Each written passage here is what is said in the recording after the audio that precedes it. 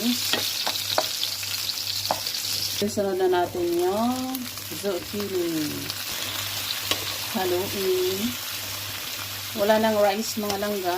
Veggie lang kakainin ko. Timpla natin ng konting salt. Then pepper.